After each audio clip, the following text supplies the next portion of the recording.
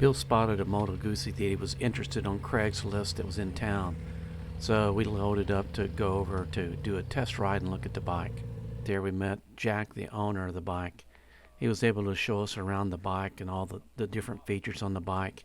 He had quite a few different things on the bike. The pannier carrier, top case carrier, with the bags. Looks very different with the bags. Of course, it's got the crash bars, which I think are stock, but he has aftermarket driving lights on there. He had an aftermarket windscreen, bar risers, and a lot of goodies on the bike that were add-ons after to make the bike better. The big question was, how tall would the bike be, and would it be too tall for Mr. Bill? Before Mr. Bill got to try it out on the height of the seat, Jack was very kind to kind of show us around the bike. You just go, oh, that's nice. So you're running Bridgestones on here? Yep. Did you put the aftermarket, the Moto Guzzi running lights on here? Those, or did they come with I it? did not. I think they come with it on the NTX. It does, but those are not the stock factory ones. Those are LEDs. Oh, okay. The factory ones are incandescent halogen. Oh, okay. These are LEDs. These Are these foot pegs a little bit bigger than normal too? Yep. Yeah, so I put those on. And the factory ones are really narrow, and they had a big tall rubber mount on it. Yeah. Yeah, so you've made quite a few little enhancements to the bike. Well, the Can you NTX. take this off? Oh, absolutely. Yep. Just pull it, comes off. Dang, this thing is tall, isn't it? So one thing you'd probably want to do is the Lowers. it does have two seat heights. I'll put it on short and fat for you. I don't think he's got that short and that fat. I mean, that short. It's pretty cool because it's really just a matter of all you'd have to do is you pop these off and turn them around. And when you do that,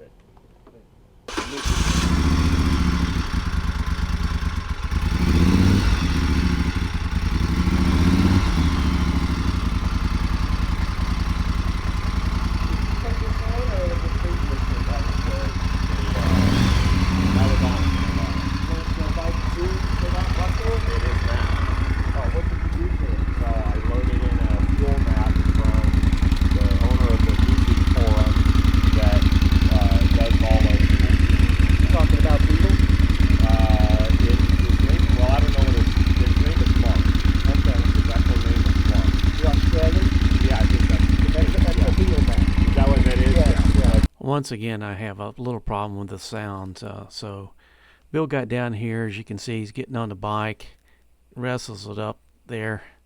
I'm not real sure that the owner didn't think you need a little help with a kickstand, little short legs. But Bill took a few short passes up and down the street there before we started off on just a pretty nice 5 or 6 mile test ride.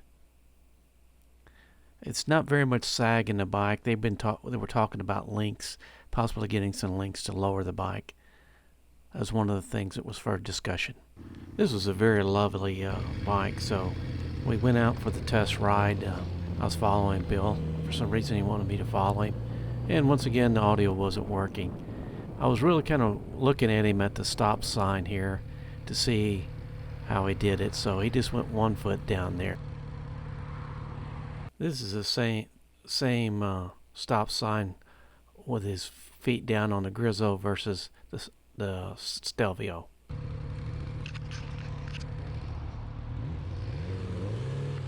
From my perspective, and talking to Bill during this ride, that he was very impressed with he really liked the saddle on the bike. It's nice and wide for the American-sized rear ends. The instruments are really good. I think he'd have to do a little bit different on the windscreen, maybe a little lower. The engine was pretty sweet, felt really strong. I think it's about the same kind of engine as on his Grizzo, but he was pretty impressed with the bike during the demo ride.